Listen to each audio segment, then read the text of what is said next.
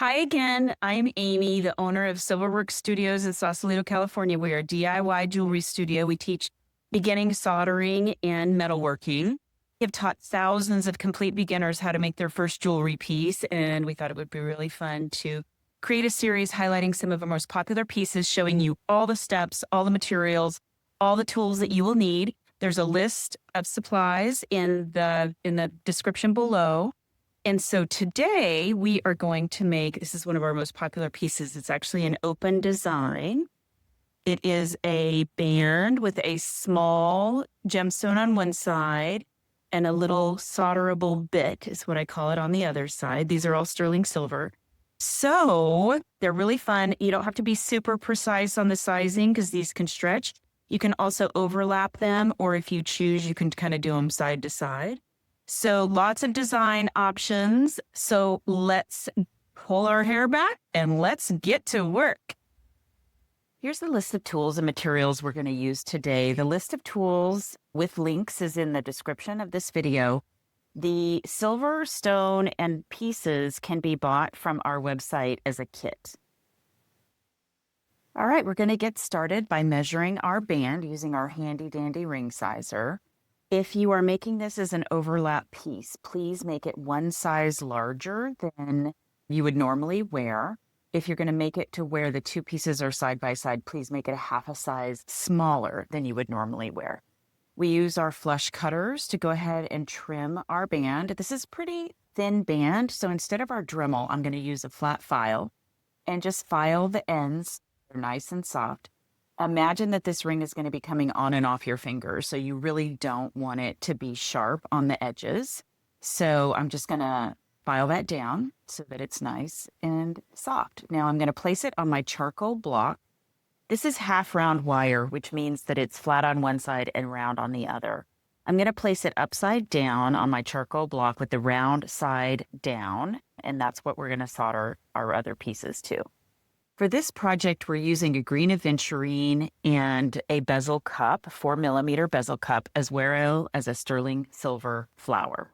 In this project, we're going to be soldering the flower to one end of the band and then the small stone to the other end of the band.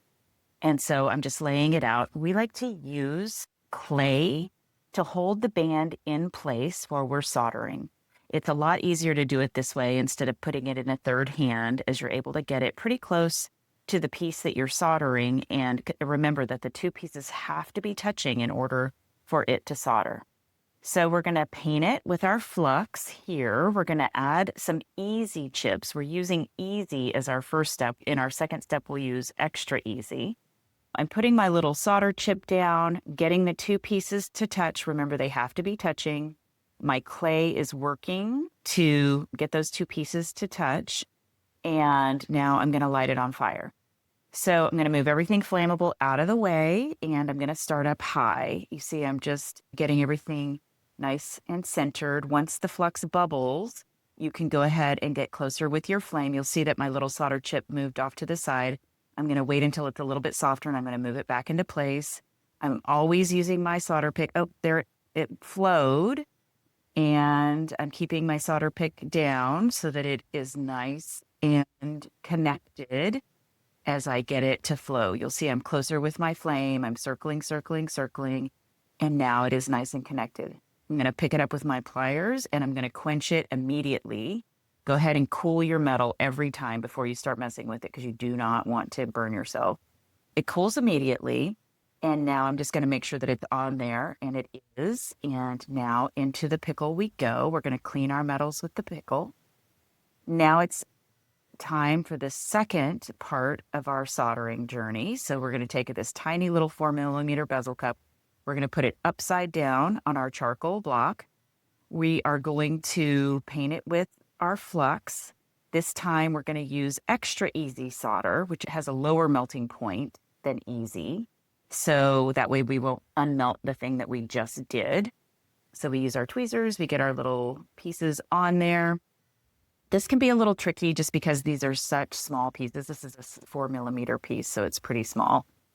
We're going to get our two metals touching. We have to make sure that the metals are touching. I like to leave a little piece of solder off to the side so that you can definitely see when it melts. Remember that we're going to start up high with our flame. Make sure that we get everything nice and warm. We're going to focus on this end. Remember, we're going to keep our torch in our non-dominant hand and our pick in our dominant hand. You can see the solder start to melt there. And now it's about to run. I'm pushing it down just to make sure it's nice and connected. The biggest risk making this ring is that you can melt this little bezel cup into a little blob. So just be very cautious of checking and making sure that you're not melting the bezel cup as you light this on fire. Again, we're going to put it in the water, cool it down before we mess with it anymore. Now we're going to just test both ends and make sure both of those pieces are soldered on there nicely. Into the pickle pot we go. Just for a few minutes, the pickle is nice and hot. And then we're going to put it in the polisher. I like to use E6000 to secure our stones. We also push the bezel around it, but I like to use E6000. And we just put a little bit on the tip of a toothpick, spread a thin layer on the bottom of the bezel, and then we'll just pop our stone in. It's a teeny tiny little stone, isn't it so cute? We push, push, push, make sure it gets all the way in there.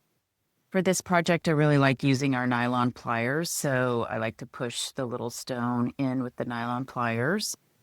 Make sure it's nice and flush. There might be some glue that comes up during that process. Just roll it off. And now I use a bezel pusher. Use the flat side of your bezel pusher to push up against the silver so that it hugs your stone. Again, a little bit of glue might be coming up. We just keep pushing the metal until it hugs the stone all the way around. It's nice and secure. Here it is, finished before we start to shape it. This ring shaper was a little confusing to me, so I want to explain it. So the numbers on the pieces are millimeters. So a 16 is a 5.5 ring size, and 18 is a size 8 ring size. We wrote it on the bottom. We use plastic so it doesn't mar the metal. For this ring, we're not going to make it a full circle. We're just going to shape it a little bit. We do not want to crush our little stone and our little bezel, so we're just going to wrap it around. And then we're going to finish it off with our ring mandrel and plastic hammer and plastic pliers. So now I have made it a little bit of a circle. I'm going to put it on the size 8 on my ring mandrel. I'm going to push down on my stone and the little flower. I'm not going to use the hammer on the stone, but I will use it on this little sterling silver flower to make it nice and round around my ring mandrel. I'm going to finish it off with my nylon pliers. I'm going to adjust it so that it's nice and flat, and then I'm going to overlay, push it so that it is on top of the flower into the shape that I want. Here it is as a finished piece. So cute.